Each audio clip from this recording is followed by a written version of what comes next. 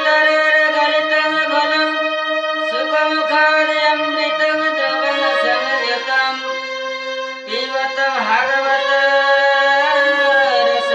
रसमालयं मुहुरः रसिका भुवि भावुकाः जन्मप्रभजं ते मनोव्रतं कृतं दैवायन विरह कातरायायुहाव पुत्रेति तन्मयं तया तरः विनेदो तं सर्वहृदयो मुनिमानतोऽस्मि जय जय नाथा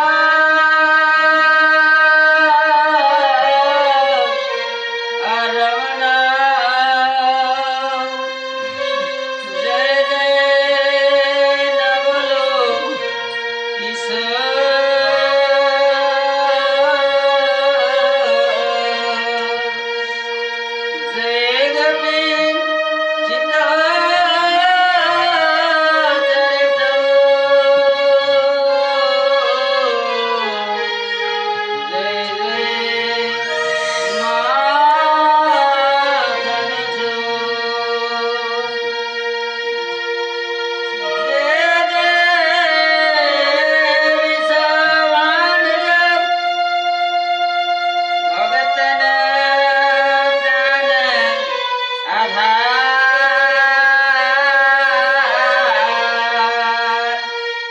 वृंदावन विपिन बिहारिणी बनवो बारंबार राधा मेरे स्वामिनी मेरा ठेकेदार जन्म जन्म मही दीजिए धाम वृंदावन बोलो राधा वल्लभ कृष्णचंद्र भगवान की श्रीमद् भागवत महापुराण की परम मंगलमय परात्पर अखिलेश्वर अकारण करुणा वर्णालय भक्तवंशा कल्पतरु दलितुति विनिंदित पीताम्बरधारी भगवान बालकृष्ण लाल की वाङ्मय प्रतिमूर्ति श्रीमद् भागवत महापुराण उपस्थित समस्त सज्जन भक्तवृंद भक्तिमती महाबोल এই যে আমরা সাপ্তাহিক ভাগবত কথার অনুষ্ঠান আরম্ভ করেছি আজকে আমাদের ভাগবতের মাহাত্ম্যের কথা চলছে তাই কাল থেকেই শ্রীমদ্ ভাগবতের সাপ্তাহিক কথা আরম্ভ হবে আজ আমাদের একমাত্রই শ্রীমদ্ ভাগবতের মাহাত্ম্যের কথা আজকে আমরা সাধন করব দেখুন সাধুগুরু সন্তের আশীর্বাদ মাথায় নিয়ে আমি এই ভাগবত কথা আরম্ভ করছি এর মধ্যে অনেক ভুল ত্রুটি ভাষা দোষ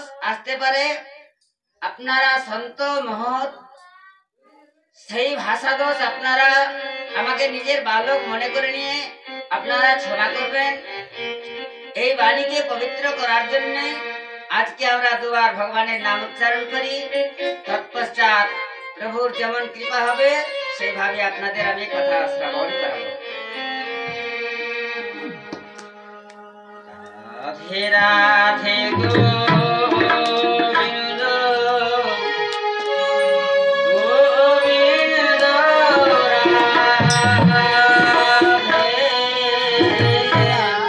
राधे राधे गोविंद गोविंद राधे राधे राधे गोविंद गोविंद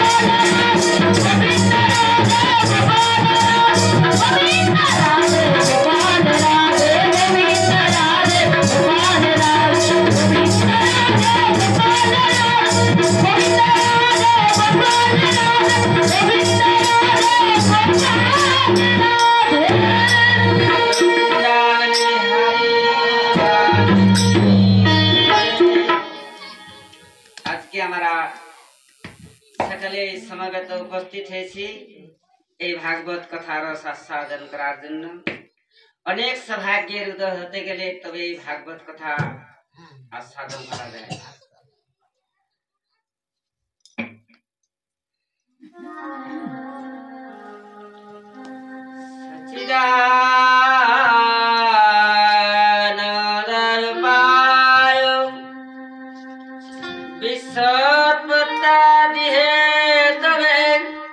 তাপত্রয় বিনাশায় শ্রীকৃষ্ণায় বয়ং নমঃ।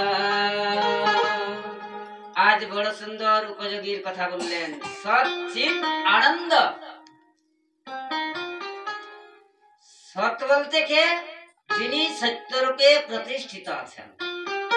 সেই সত্য হলেন জীবনের সার, জীবনের পরম লক্ষ্য হলো সেই সচিদানন্দ বিগ্রহ, যার আদিকালে যিনি সত্যরূপে প্রতিষ্ঠিত আছেন, যিনি এখনো সত্যরূপে প্রতিষ্ঠিত আছেন, পরেও যিনি সত্যরূপে প্রতিষ্ঠিত থাকবেন, তিনি হলেন সৎ, তিনি হলেন সচিদানন্দ বিগ্রহ। সচ্চিৎ মানে প্রকাশ, যার প্রকাশে আমরা সকলে প্রকাশিত হয়ে আছি। সূর্য প্রকাশ দিচ্ছেন, যার প্রকাশে সূর্যদেব প্রকাশ দিচ্ছেন। চন্দ্র শীতলতা দান করছেন যার কৃপায়। এই যে ভগবান যেখানে বিরাজমান থাকেন, সেখানে না সূর্যের দরকার না চন্দ্রের দরকার, সেখানে দিবারাত্রি নাই। ভগবানের প্রকাশেই সকলেই প্রকাশমান হয়ে থাকেন। সংসারের যত প্রগতির এই প্রকাশ চলছে ভগবানের কৃপায়। তিনি হলেন মানে চিৎ। আর আনন্দের তো বড় সুন্দর পরিভাষা লিখেছেন ভাগবতে, অনেক আনন্দের পরিভাষা লিখেছেন। আনন্দ কাকে বলে? দেখুন, আনন্দ হলো, আনন্দের অনেক রকম পরিভাষা আছে। মনে করুন আপনি ঘুম থেকে উঠেছেন, বললেন কেমন ভাই, কেমন আছেন? বললেন বড় আনন্দে আছি। কোন জায়গায় আপনি গেছেন, আপনি সুবিধা প্রাপ্ত হয়েছেন, বললেন কেমন আছেন? বললেন বড় আনন্দে আছি। কোন জায়গায় আপনি কিছু দেখলেন, বললেন কেমন আছেন? বললেন বড় আনন্দে আছি। কিন্তু এগুলা আনন্দের পরিভাষা নয়। আনন্দ স্বয়ং রাম, আনন্দ স্বয়ং কৃষ্ণ। কারণ যার আনন্দে, রামায়ণে প্রমাণ আছে, জয়ানন্দ সিন্ধু সুখরাশি শিকারতে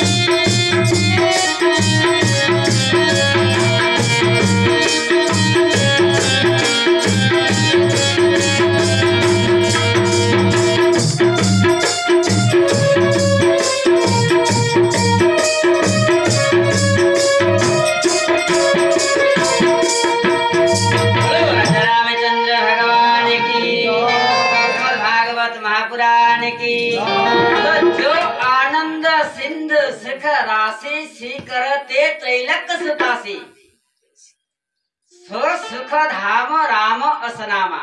जो आनंद समुद्र, भगवान हलेन आनंदे समुद्र। जेमन समुद्रेर जलेर कोनो परिसीमा থাকে না, জলের কেউ অন্ত করতে পারে না, জলের কেউ আদি করতে পারে না, সেই রকম পরমাত্মার যে আনন্দের কেউ আদি করতে পারেন না, কেউ অন্ত করতে পারেন না, তিনি হলেন ভগবান রাম।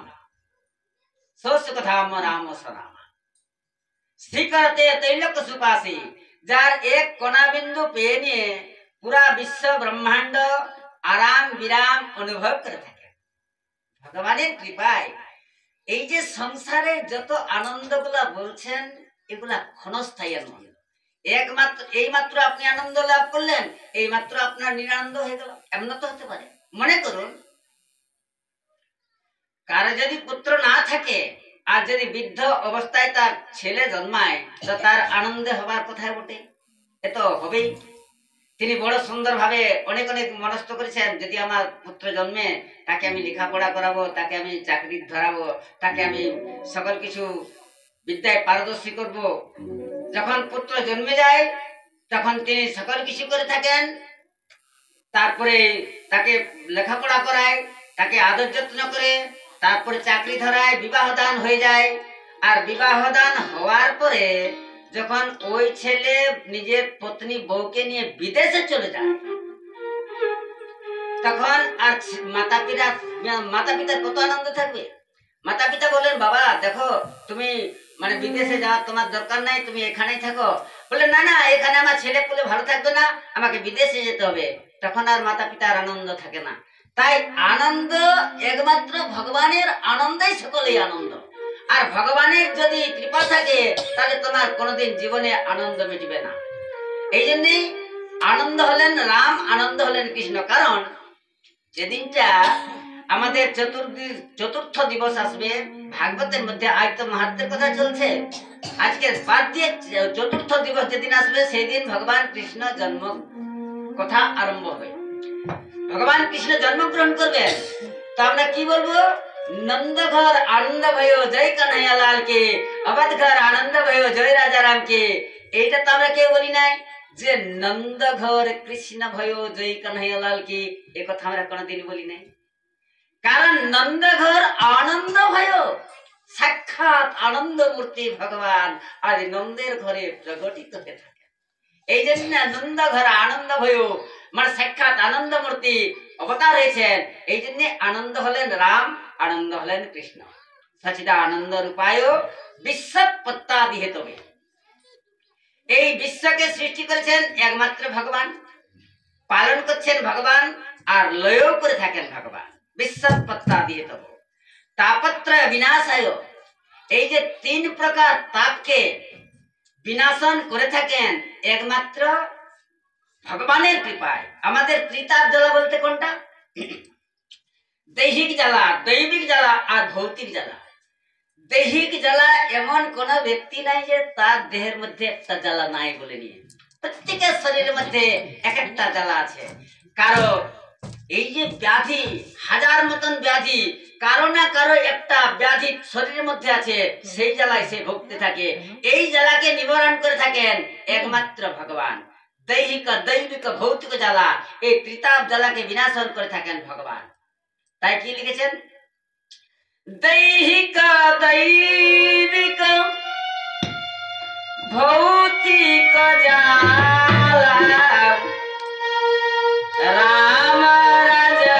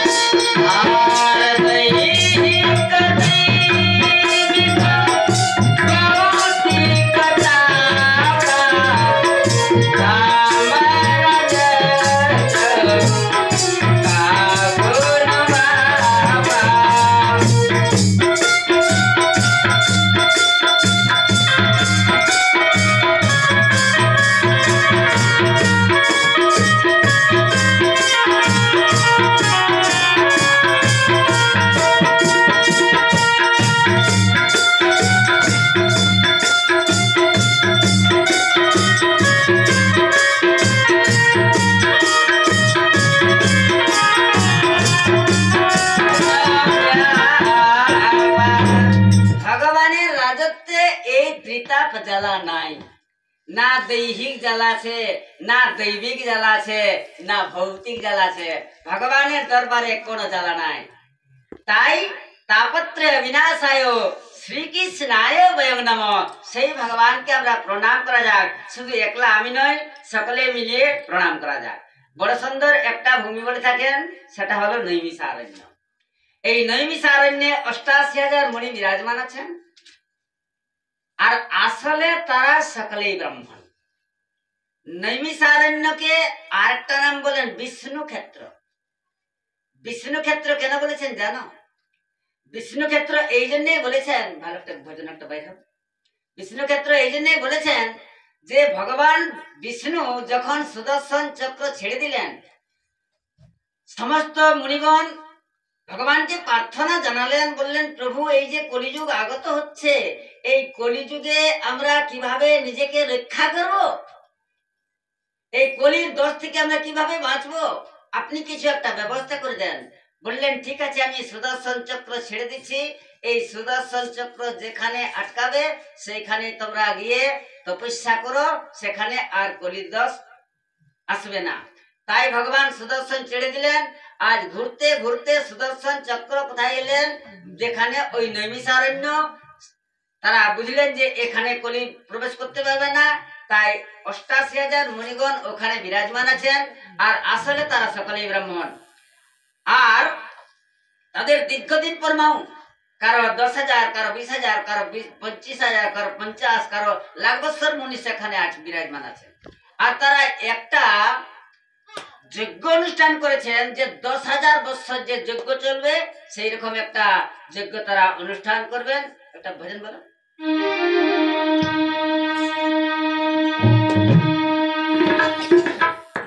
राधे ओ पापी मन कर ले भजन, बाद में प्यार बचदाएगा जब पिंजरे से पंछी निकल जाएगा, जब पिंजरे से पंछी निकल जाएगा।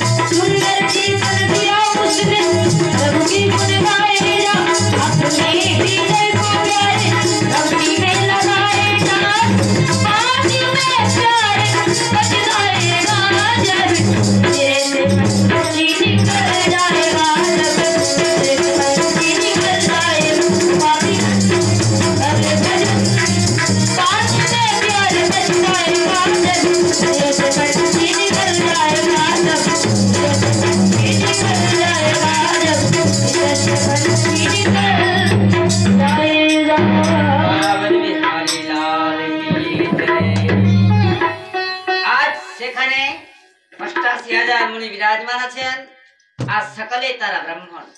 আর ওইখানে একজন যুবা সন্ত এসে উপস্থিত হলেন, তার নাম হলো সূর্যি মহারাজ, লোমহর্ষণের পুত্র। আসলে তিনি ব্রাহ্মণ নন। তবে আর যেমনই সূর্যি মহারাজ উপস্থিত হয়েছেন, সকলে প্রেমে গদগদ হয়ে গেলেন, বললেন আসুন মহারাজ, আসুন মহারাজ, আজ আমাদের বড় সৌভাগ্য যে আপনার পদার্পণ হয়েছে। কারণ যে আপনার মুখে আমরা দেখুন যে এই যে এত সুন্দর ভাবে তারা মানে স্বাগত করছেন, তারা প্রণাম করছেন। বললেন এ আপনারা কি করছেন? আপনারা সকলেই মুনি ঋষি, আপনারা আমার থেকে মানে বয়সে অনেক আপনার বড়, আপনারা এইভাবে কেন মানে আতিথ্য করছেন? জ্ঞানী তো তিনি শ্রেষ্ঠ, নিজেকে যিনি জ্ঞানী বলে বুঝেন না, সকলকে জ্ঞানী দেখেন। ভক্ত তিনি শ্রেষ্ঠ, নিজেকে যিনি নিকৃষ্ট বলে মনে করেন। আর গুরু তিনি শ্রেষ্ঠ, নিজেকে গুরু বলে যিনি জানেনই না। ধনবৃদ্ধা, বলবৃদ্ধা, আয়ুবৃদ্ধা, জ্ঞান বৃদ্ধা কিং করা। আচ্ছা বলেন, কারো লম্বাও হয়ে থাকে, অনেক দিন বেঁচে থাকে, কেউ অনেক ধনবান হয়ে থাকেন, কারো বলবান, কেউ অত্যন্ত বলবান হয়ে থাকেন, কিন্তু জ্ঞান বৃদ্ধ কিং করা, যিনি জ্ঞানে বড় তিনি সকলের শ্রেষ্ঠ। কারণ এই যে বিজ্ঞানের পদ্ধতির জন্য আজ আমরা এই জ্ঞানের মাধ্যমে কোথায় আমাদের কি হচ্ছে, এই নেটের মাধ্যমে এখানে ছেড়ে দিতে গেলে সকল ভারতবর্ষ প্রকাশিত হবে, এটা জ্ঞানের মাধ্যমে। এই জন্য হলো জ্ঞানের সকলের চাইতে শ্রেষ্ঠ। বললেন ঠিক আছে, আপনারা আমার কাছে কি জানতে চান?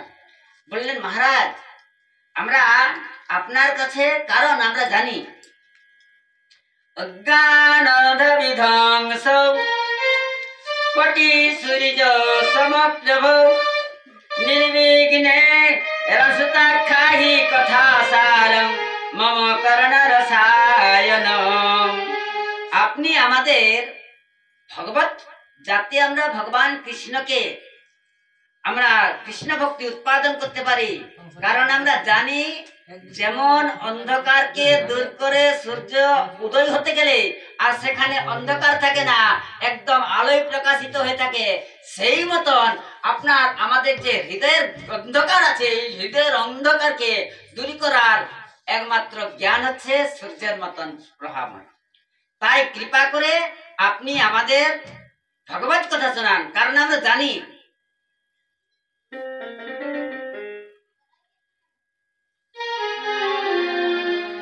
চিন্তামণি লকর সুখম শ্রয়ার্দ সর্গ সম্পদম প্রযচ্ছতে গুরুপিতম যোগিনা গুরুণাং যোগিনাং দুর্লভম। কারণ আমরা জানি চিন্তামণি লকর সুখম শ্রয়ার্দ সর্গ সম্পদম প্রযচ্ছতে গুরুপিত গুরুণাং যোগিনাং মানে বৈকুণ্ঠম। মানে দেখুন, চিন্তামণি যদি কেউ প্রাপ্ত হয়ে থাকেন, চিন্তামণি, চিন্তামণি কাকে বলে? যা আপনি চিন্তন করবেন তাই আপনি পাবেন, তাকে বলে চিন্তামণি। এটা আছে চিন্তামণি। চিন্তামণি লোকসুখান, মানে ওই চিন্তামণি কত সুখ দিয়ে থাকেন, ইহলোকে আপনি যতটা সুখ পাবেন ততটাই সুখ দিবেন। আর শ্রয়ার্ধ সর্গ সম্পদম, মানে কল্পবৃক্ষ যদি কেউ পেয়ে থাকেন, তো কল্পবৃক্ষের কাছে আপনি যা চাইবেন আপনি তাই পাবেন। কল্পবৃক্ষ কেমন? আপনি মনে করুন জঙ্গলে গেছেন, আপনি হয়তো কল্পবৃক্ষ জানেন না, আর একটা কল্পবৃক্ষের কাছে আপনি বসেছেন। দেখুন কল্পবৃক্ষের কত নিয়ম আছে। কল্পবৃক্ষের কাছে বসেছেন, অত্যন্ত ক্ষুধার্ত আছেন, ক্লান্ত আছেন, পরিশ্রান্ত আছেন, আপনি ওই বৃক্ষের তলায় যখনই গিয়েছেন তখনই আপনার শরীরটা শীতলতা চলে আসে। তখন মনে করে ভাই এই সময় যদি এক গ্লাস জল হতো তাহলে ভালো হতো। কল্পবৃক্ষের কাছে বসেছেন, সঙ্গে সঙ্গে এক গ্লাস জল চলে এলো। তারপরে বলছে ভাই যদি এই সময় আমার সুন্দর ভজন হতো, বড় ক্ষুধাতুর আছি, তাহলে ভালো হতো। সঙ্গে সঙ্গে কল্পবৃক্ষের কাছে বসে আছেন, এই জন্য সঙ্গে সঙ্গে তার ভজন চলে এলো। তারপরে চিন্তা করছে আহা ভজন করেছি, পরিশ্রান্ত আছি, একটা যদি পালঙ্ক হতো তাহলে মানে স্নান করবার বড় ভালো হতো। সঙ্গে সঙ্গে পালঙ্ক চলে এলো, পালঙ্কে শুয়েছেন, আর শুয়ে শুয়ে চিন্তা করছেন যদি একটা বাঘ চলে আসে, সঙ্গে সঙ্গে বাঘ চলে এলো। কারণ কল্পবৃক্ষের কাছে বসতে গেলে আপনি যা চাইবেন সেইটা পাবেন, কিন্তু ওই সর্ব সম্পদে পাবেন, কিন্তু ওই যে যোগীদের যে পরম দুর্লভ গতি, যে যারা যোগীরা দিনরাত খেটে মানে পরিশ্রম করে নিয়ে যে ভগবানকে পাওয়ার যে বস্তু, সেটা কিন্তু কল্পবৃক্ষ দিতে পারবে না, আর চিন্তামণিও দিতে পারবে না। কে দিতে পারবে না? গুরুদেব যদি প্রসন্ন থাকেন, তিনিই ওই যোগীদের দুর্লভ গতি মানে বৈকুণ্ঠ ধাম তিনিই প্রদান করেন। তো তাই আপনি আমাদের যাতে ভগবানের উপরে আমরা ভক্তি উৎপন্ন হয়, সেই কথা আপনি আমাদের বলুন। আজ পরীক্ষিত সূর্যি মহারাজ শুনে নিয়ে বড় আনন্দিত হলেন আর বললেন, কাল ব্যাল মুখ গ্রাস ত্রাস নিরিনাশ হে তবে শ্রীমদ ভাগবত শাস্ত্রং কোল কি ইরেনং ভাসিতম। বললেন, শোনো ভাই, কালো ব্যালো মুখ গ্রাস ত্রাস নির্নাশ হয়ে তবে শ্রীমদ ভাগবত শাস্ত্র কোল কিরণ ভাসিতম। মনে করুন, যদি একটা ব্যক্তি সাপের মুখের মধ্যে ও বসে আছে, ও জীবনটা কতক্ষণ সুরক্ষিত থাকে? যতক্ষণ না ও মুখটা বন্ধ করে অতক্ষণ পর্যন্ত ও সুরক্ষিত থাকে। আর মুখটা বন্ধ করতে গেলে সঙ্গে সঙ্গে 10 মিনিটে জয়সিয়া নাকি? তো এই জন্যেই আমরা সকলে কলির কোরাল গ্রাসের মুখের মধ্যে বসে আছি। এই কলির কোরাল গ্রাস থেকে মুক্ত পাওয়ার একটা উপায় শ্রীমদ ভাগবত শাস্ত্র। এই শ্রীমদ ভাগবত শাস্ত্র কথা যদি আমরা শ্রবণ করি, তাহলে ওই যেমন একটা সাপ আছে, আর যারা বায়দা যারা মানে সর্প ধরেন, মানে সাপুড়িয়ার কাছে মাদলি থাকে, আর ওই মাদলিটা যখন সর্পকে দেখায়, সেখান থেকে সর্পটা কেটে অন্যদিকে সরিয়ে যায়। তাহলে ওটা মাদলিটার কারণ, যেহেতু ওর মন্ত্র আছে। সেই মতো যদি এই কলি, যেখানে এই শ্রীমদ ভাগবত কথা হয়, শ্রীমদ ভাগবতের ধ্বনি হয়, সেখান থেকে কলি আপনা আপনি সরে অন্যদিকে চলে যায়। তাই বললেন, শোনো হে, যে সময় মহারাজ পরীক্ষিত সুখদেব মহারাজ পরীক্ষিতকে ভাগবত কথা শোনাবার জন্য উপস্থিত ছিলেন সুক্তালের মধ্যে গঙ্গার তীরে, সেই সময় সমস্ত দেবতারা তারা অমৃত নিয়ে আর সকলেই চলে এলেন সুখদেব মহারাজের কাছে, আর বললেন, মহারাজ এক কাজ করুন, আপনি আমাদের এই অমৃত গ্রহণ করুন, আর আপনি আমাদের কথামৃত প্রদান করুন। এইভাবে আমাদের অদল বদল করে নিয়ে পরীক্ষিত মহারাজ এই স্বর্গের অমৃত পান করুন, আর আপনি শ্রীমদ ভাগবত অমৃত আমাদের পান করান। সুখদেব বললেন, শোনো, আরে তোমরা কেমন ভাবে তুলনা করছো? যেমন একটা মহামূল্য মণি আর একটা কাঁচ, কাঁচের সঙ্গে কি মণির তুলনা দেওয়া যায়? যতই ঝকঝক করুক, যতই উজ্জ্বলতা করুক, কিন্তু মণির সঙ্গে কি তার তুলনা দেওয়া যায়? এইরকম শ্রীমদ ভাগবত আর এই স্বর্গের অমৃত, এর মধ্যে এইরকম অন্তর আছে। শ্রীমদ ভাগবত হচ্ছে মানে মহামূল্য মণি, আর এই স্বর্গের অমৃত হচ্ছে মানে কাঁচের মতন।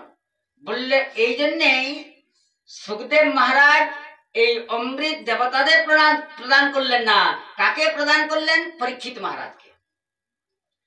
7 দিন যখন কথা শুনলেন পরীক্ষিত মহারাজ, আজ বৈকুণ্ঠের থেকে বিমান চলে এলো, আর পরীক্ষিত মহারাজকে ওই বিমানে নিয়ে বৈকুণ্ঠে নিয়ে চলে যাচ্ছেন।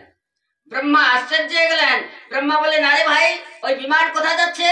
বললেন, আপনি জানেন না? মহারাজ বললেন, না। বললেন, পরীক্ষিত কে বৈকুণ্ঠে চলে যাচ্ছেন? বললেন, আরে পরীক্ষিত কি করেছেন যে বৈকুণ্ঠে চলে যাচ্ছেন? বললেন, মহারাজ, উনি 7 দিন ভাগবত কথা শ্রবণ করেছেন, তাই উনি বৈকুণ্ঠে চলে যাচ্ছেন। আরে 7 দিনে ভাগবত কথা শুনে নিয়ে বৈকুণ্ঠে চলে যাচ্ছেন? এত হাজার হাজার বছর ধরে নিয়ে যোগীগণ তারা তপস্যা করছেন, তারা যেতে পারছেন না বৈকুণ্ঠে, আর এই 7 দিনে ভাগবত কথা শুনে নিয়ে পরীক্ষিত মহারাজ বৈকুণ্ঠে চলে যাচ্ছেন। তাহলে শ্রীমদ ভাগবতে আছে কি? এটা বিচার করতে হবে। বললেন, ঠিক আছে। আজ সকল সত্যলোকের সাধনকে এক পাল্লায় চড়ালেন, আর শ্রীমদ ভাগবত মহাপুরাণকে এক পাল্লায় চড়ালেন। তা বলুন, যেটা ওজনে ভারী হবে সেটা তো নিচে হবে। আর শ্রীমদ ভাগবত মহাপুরাণ নিচে চলে গেল, আর সত্যলোকে সাধন সকলে উঁচু হয়ে গেল। ব্রহ্মা বললেন, আরে দেবতাগণ, কলিযুগে তোমাদের কিছু করতে হবে না, না ধ্যান করতে হবে, না তপস্যা করতে হবে, না যজ্ঞ করতে হবে, না তোমাদের কিছু করতে, 7 দিন যদি ভাগবত কথা শোনো তাহলে সে মুক্ত হয়ে নিয়ে বৈকুণ্ঠে চলে যাবে। এখন মহারাজ সূর্যি বললেন, ওহে শোনো, যদিও মানে নারদ এই শ্রীমদ ভাগবত জানতেন, কিন্তু এই সনত কুমারের কাছেই এই শ্রীমদ ভাগবতের ব্রহ্মার কাছে শুনেছিলেন নারদ, কিন্তু এই যে শ্রীমদ ভাগবতের নিয়মাবলী একমাত্র সনত কুমারই বলেছিলেন। সৌনক জিজ্ঞাসা করলেন, বললেন, মহারাজ আচ্ছা বলুন, এই যে নারদ ছিলেন সংসার পরিব্রাজক, তাহলে কেন এই তিনি বিশাল 7 দিন ভাগবত কথা শ্রবণ করলেন, বা সনত কুমারের সঙ্গে কোথায় তার সাক্ষাৎ হয়েছিল? সূর্যি বললেন, শুনুন, একদা হি বিশালয়ং চত্তারো ঋষিয়ঃ মলং সৎসঙ্গার্থ সমায়েত দদিশি তত্র নারদম। একদিনের কথা, সনন্দন সনাতন তারা সৎসঙ্গ করার জন্য কোন এক গ্রামে যাচ্ছিলেন, আর পথে নারদের সঙ্গে সাক্ষাৎ হয়ে গেল। নারদকে দেখে তাদের বড় আশ্চর্য হয়ে গেল। নারদকে জিজ্ঞাসা করছেন, বলছেন, মহারাজ আপনি কোথায় যাচ্ছেন? আরে আপনাকে দেখে নিয়ে লোকে আনন্দ অনুভব করে, আর আজ আপনাকে দর্শন করে মনে হচ্ছে আমাদের নেত্রে যেন জলধারা পড়তে চাইছে। আপনি তো আনন্দমূর্তি, আর আজ আপনার এই অবস্থা কেন? আরে মুখ মলিন হয়ে আছে, চিন্তায় মগ্ন হয়ে আছো, কোথা থেকে এলে, কোথায় চলে যাবে? নারদ বলছেন, মহারাজ আমি সারা পৃথিবী তন্ন তন্ন করে ঘুরে বেড়ালাম, কিন্তু কোথাও মনের শান্তি পেলাম না, আনন্দ পেলাম না। তবে মহারাজ এই ভ্রমণ করতে করতে এক জায়গায় উপস্থিত হলাম, সেটা হলো বৃন্দাবন ভূমি। ওইখানে একটা আশ্চর্য ঘটনা দর্শন করলাম। একজন যুবতী রমণী, তার সামনে 2 জন বৃদ্ধ পুরুষ অচৈতন্য অবস্থায় পড়ে আছেন,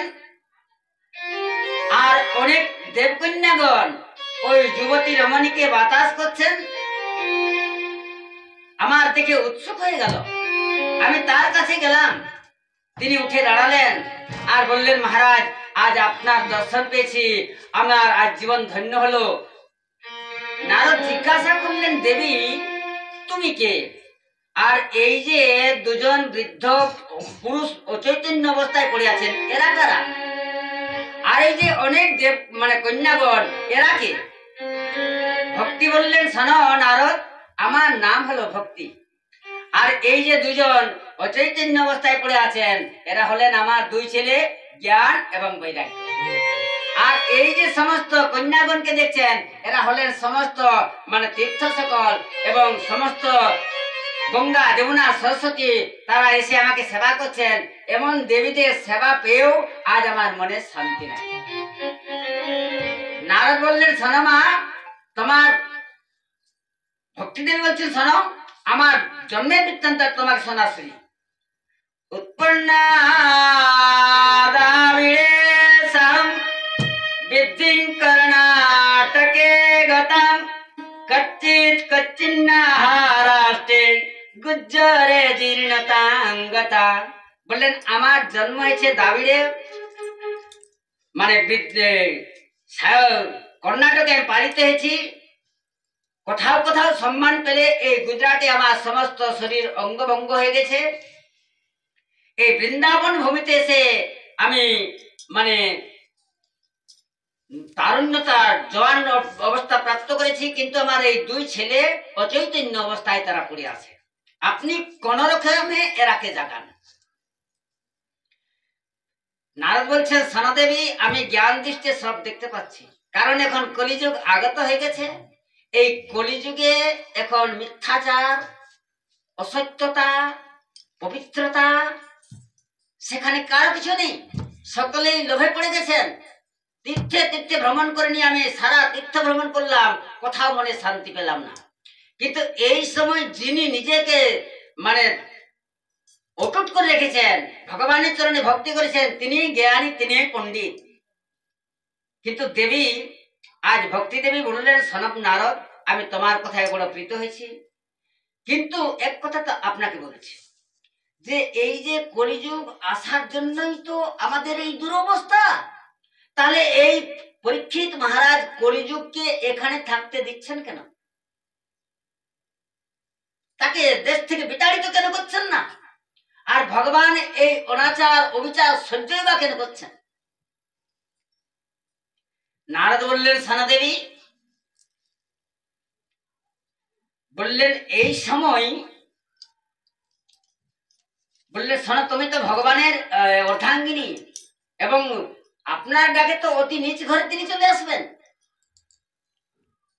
এই সময় আপনি ভগবানকে স্মরণ করুন। আজ ভক্তি দেবী বড় প্রসন্ন হয়ে গেলেন আর বললেন, বৃথা খেদ সেবালে অহ চিন্তা তুরা কথম শ্রীকৃষ্ণ চরণং ভজ সৌরং দুঃখ গমিষ্যতে। হেমা, আপনি ভগবানকে স্মরণ করুন।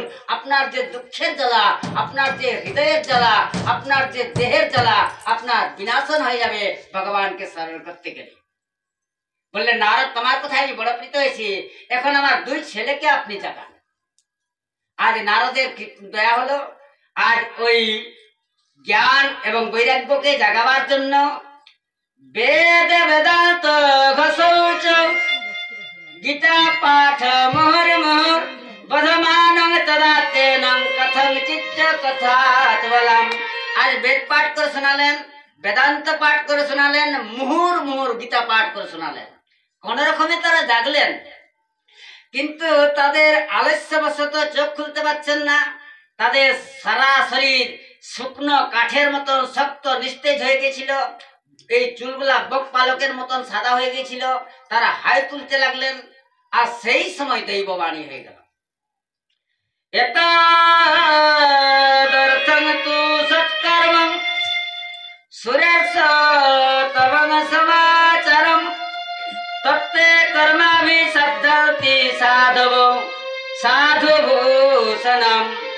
আকাশবাণী হলো যে, হে নারদ, এই ভক্তি জ্ঞান বৈরাগ্যকে পুষ্ট করার জন্য, তারাকে নবজোয়ান করার জন্য তোমাকে একটা অনুষ্ঠান করতে হবে। আর ওই অনুষ্ঠানের কথা সন্ত শিরোমণি সাধু সন্ত মহাত্মারাই বলে দিবেন। আকাশবাণী হয়ে গেল। নারদ আশ্চর্য হয়ে গেলেন, বলে, নারে, আমি বেদ পাঠ করে শুনিয়েছি, বেদান্ত পাঠ করে শুনিয়েছি, আর কি এমন অনুষ্ঠান করতে গেলে যে তারা নবজোয়ান হয়ে উঠবেন? নারদ ওইখানে ভক্তি জ্ঞানকে ছেড়ে দিয়ে আর তিনি চলে গেলেন। সকল তীর্থে জিজ্ঞাসা করতে লাগলেন, আর আজকে সনত কুমারের সঙ্গে সাক্ষাৎ হয়ে গেল। বললেন, মহারাজ, আজ আপনার সঙ্গে সাক্ষাৎ হয়েছে, আপনি বলুন ওই জ্ঞান বৈরাগ্য এবং ভক্তিকে কিভাবে তারাকে নবজোয়ান করা যাবে এবং তারাকে বলিষ্ঠ পুষ্ট করা যাবে।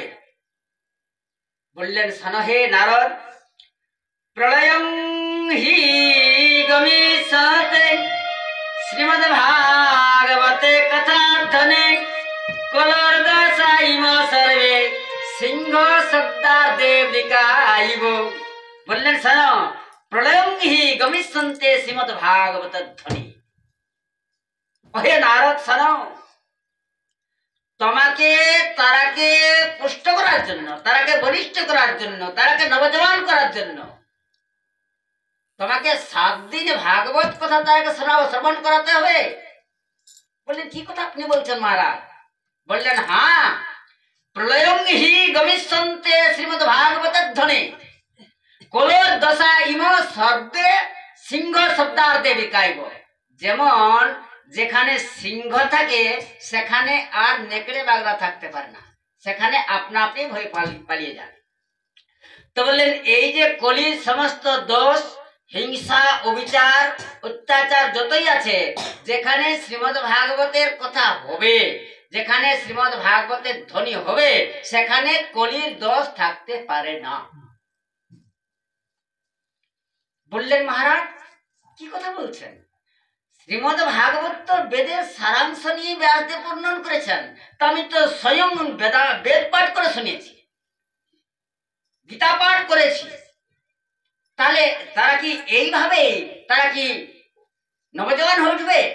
বললেন শোনো নারদ, ইক্ষুনামপি মজ্জাতৌ শর্করা ব্যপ্যাতিষ্ঠতি পৃথগ ভূতা চষা মিষ্টা তথা ভাগবতী কথা। বললেন ওহে নারদ, আখের সর্বত্র চিনি ছড়িয়ে থাকে, কিন্তু চিনির আস্বাদন আখে পাওয়াই না। ওই আখ থেকে যখন তাকে মানে গুড় তৈরি করে, গুড়ের পরে যখন চিনি হয়ে যায় তখন তার স্বাদ হয় আলাদা। যেমন একটা বৃক্ষের মধ্যে সর্বত্র রস ছড়িয়ে থাকে, শিকড়ে থাকে, পাতায় থাকে, তার কাষ্ঠে থাকে, তার ত্বকে থাকে, প্রত্যেকের রস থাকে, কিন্তু ফলের আস্বাদন কি আছে? ওই রসের থেকে যখন ফলাকৃতি হয়, ফলটি যখন পেকে যায়, দেখবেন আম্রবৃক্ষ যখন পেকে যায় তখন ওই ফলটি কেমন আস্বাদন লাগে, কত মিঠা লাগে। আর যদি কেউ বলেন না না ফলের অপেক্ষা করে করা যাবে, আরে ডাল চিবিয়ে খাবো, ডাল চিবিয়ে যদি আপনি খান আপনার দাঁত ভেঙে যাবে, আপনি আস্বাদন পাবেন না। ফলের দরকার। তো এই যে যেমন দুধের মধ্যে তো ঘি থাকে, দুধের থেকেই তো ঘি তৈরি হয়। তাহলে দুধের থেকে যদি ঘি তৈরি হয় তাহলে কি ঘিয়ের আস্বাদন দুধে আসে? আসে না। ওই দুধকে গরম করতে হয়, জমাতে হয়, মন্থন করতে হয়, তারপরে তাকে যখন আগুনে জ্বালিয়ে যখন ঘি তৈরি হয় তখন তার স্বাদ আলাদা হয় এবং দেবতাদের যজ্ঞের কাজে লাগে দেয় এবং আরতির কাজে লেগে থাকে। এই রকম হলো শ্রীমদ ভাগবত মহাপুরাণ। ব্যাসদেব মহারাজ 1 লক্ষ শ্লোককে চুনাव করে নিয়ে সারাংশকে নিয়ে আর এই শ্রীমদ ভাগবত মহাপুরাণ 18,000 শ্লোকে তিনি বর্ণনা করেছেন। এর ফল হলো ফলস্বরূপ আলাদা, যেমন ঘিয়ের মতন, যেমন ওই ফলের মতন, যেমন আখের চিনির মতন, তার সারাংশ থেকেই তৈরি। বললেন শোনো, বললেন মহারাজ ঠিক আছে, আপনি যখন বলছেন যে ভাগবত কথা যদি শোনাতে গেলে তারা যদি নবজওয়ান হয়ে থাকেন, তাহলে বলুন মহারাজ, এই যে শ্রীমদ ভাগবত কথা, এটা তো আপনারা নতুন পন্থা একটা বার করছেন। শ্রীমদ ভাগবত কথা তারাকে আপনারা দেখুন, ভক্তি জ্ঞান বৈরাগ্য আছেন বৃন্দাবনে, তাহলে আপনাকে বৃন্দাবন যেতে হবে। আর আপনারা আছেন মানে বদরিকাশ্রমে, তাহলে চলুন ওখানে। বললেন না, সেখানে যাওয়ার দরকার নাই। শ্রীনু নারদ বক্ষামে বিনম্রায় বিবেকিনে গঙ্গাধার সমীপে তু তটমানন্দ নমকম। বললেন শোনো, বৃন্দাবন থেকে সমভূমি, সমতল জায়গা, যেমন বৃন্দাবন থেকে হরিদ্বার আর ওই বদরিকা আশ্রম থেকে হরিদ্বার সমান জায়গা। বদরিকা আশ্রম থেকে আসতে হরিদ্বার যত দূর, বৃন্দাবন থেকে যেতে হরিদ্বার ততই দূর। বললেন এটা হচ্ছে মধ্যস্থ ভূমি। বললেন শ্রীনু নারদ বক্ষামে, মানে এটা হচ্ছে মধ্যস্থ। বিনম্রায় বিবেকিনে, আর সেখানে গঙ্গা নদী প্রবাহিত হচ্ছে, সেখানে একটা আনন্দ ঘাট আছে। ওই আনন্দ ঘাটেই ভক্তি দেবী এবং জ্ঞান বৈরাগ্যকে আমন্ত্রণ করো, সেখানে তারা চলে আসবে। বললেন ঠিক আছে মহারাজ, তা নাই হলো, কিন্তু এই যে আমরা শ্রীমদ ভাগবত কথা শ্রবণ করাবো, তো কতদিন তারা শ্রবণ করতে হবে? এবং এই শ্রীমদ ভাগবত যে আরম্ভ হবে এর তো নিয়ম আপনাকে বলে দিতে হবে। কিভাবে শ্রীমদ ভাগবত আরম্ভ হবে, কেমন তার ব্যবস্থা করতে হবে, কি আয়োজন করতে হবে, এগুলো তো আপনাকে সকলেই বলতে হবে। বললেন শোনো, শ্রীনু নারদ বক্ষামে, বললেন এই যে ওই হরিদ্বার গঙ্গা ঘাটে যেখানে আনন্দ ঘাট আছে, ওইখানে একটা বটবৃক্ষ আছে। ওই বটবৃক্ষের ছায়া দূরে দূরে চলে গেছে। আর তার সুশীতল ছায়ায় সেখানে কোনো প্যান্ডেলের দরকার হবে না, ব্যাসাসনের দরকার হবে না। সেখানে বটবৃক্ষ মানে তলায় একটা বেদিকা আছে, ওইখানে ব্যাস গদি হয়ে যাবে। সেখানে কোনো বিছায়াতের দরকার হবে না, মানে খুব সুন্দর মানে বালুকা আছে, সেখানে কোনো বিছায়াতের দরকার নাই, কোনো প্যান্ডেলের দরকার নাই, কোনো ব্যাসাসনের দরকার নাই। সেখানেই কথা শুভারম্ভ হবে। এই কথা শ্রীমদ্ ভাগবত কথা পান কবলার লোভে আজ সনত সনত সনন্দন সনাতন তারা আজ ওই বদরিকাশ্রম থেকে আজ তারা হরিদ্বারে আসছেন। এই কথাটা সঙ্গে সঙ্গে প্রচার হয়ে গেল, আজ সারা পৃথিবীর মধ্যে প্রচার হয়ে গেল।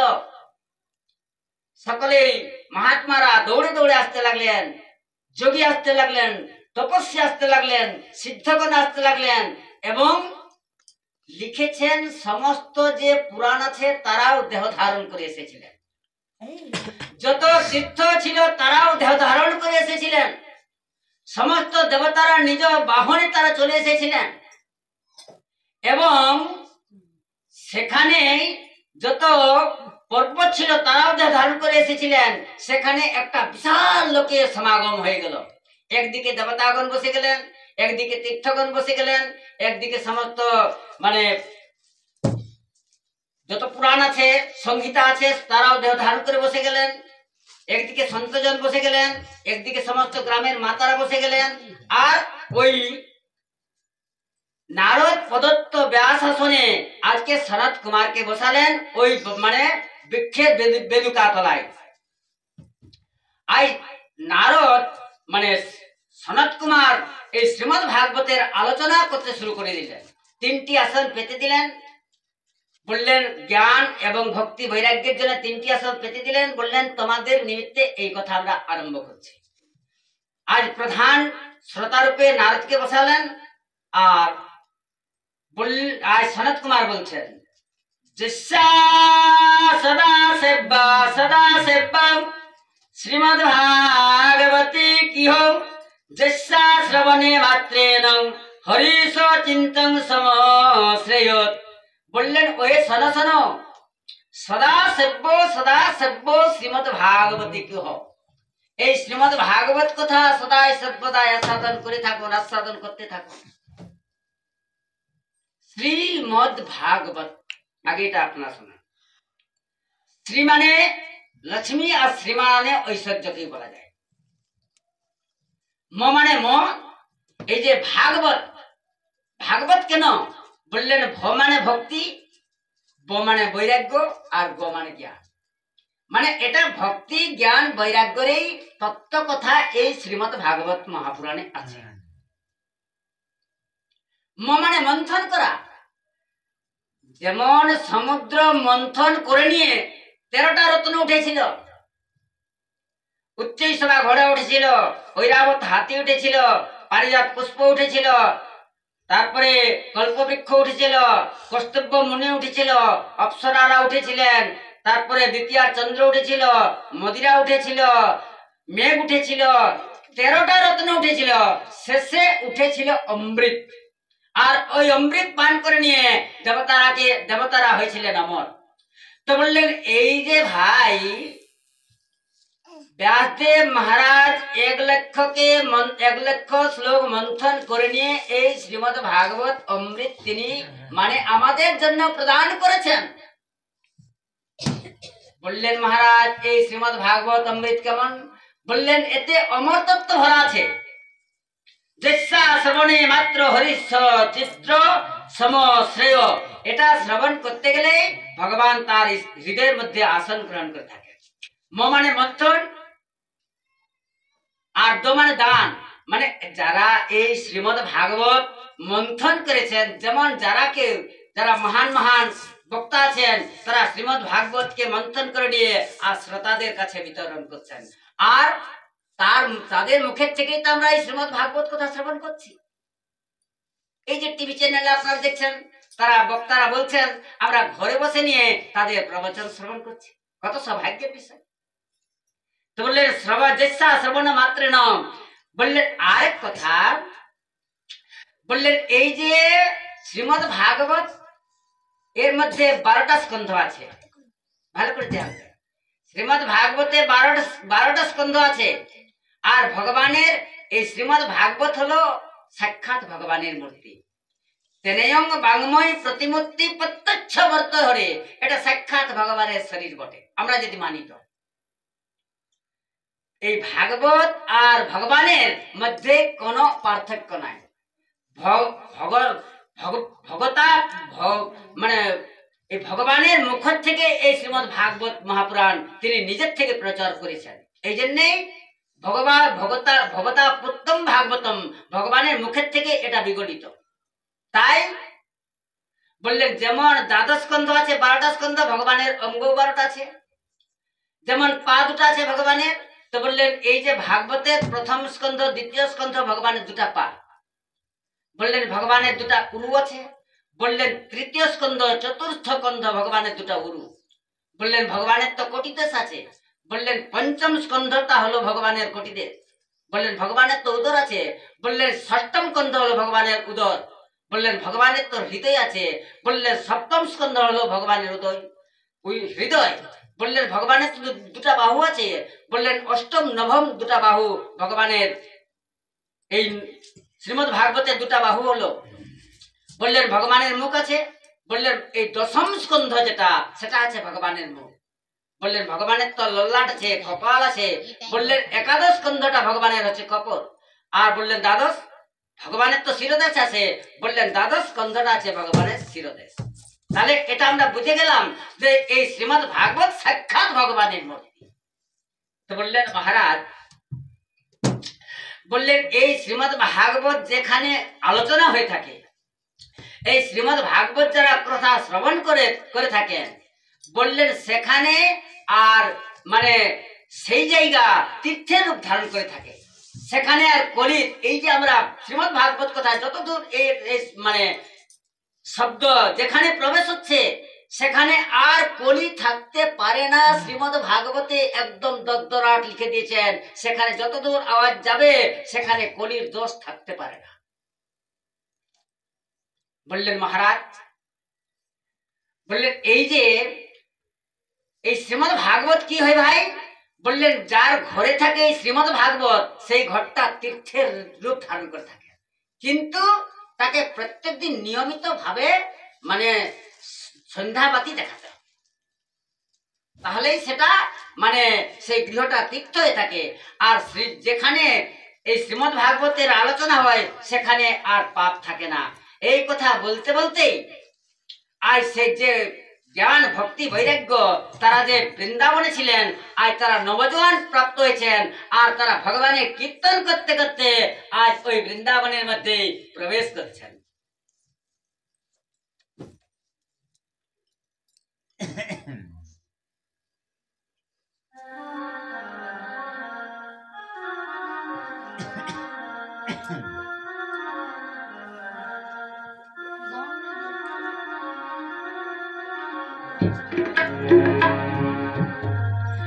মুকুন্দ মাধব গোবিন্দ কেশব মাধব হরি হরি মুকুন্দ মাধব গোবিন্দ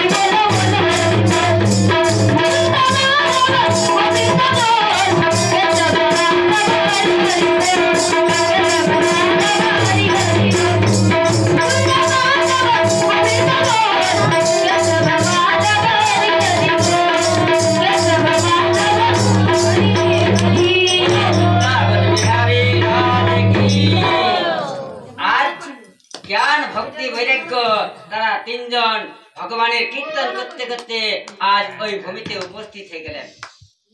সকলে আশ্চর্য হয়ে গেলেন, বললেন মহারাজ এই তিনজন এরা কে?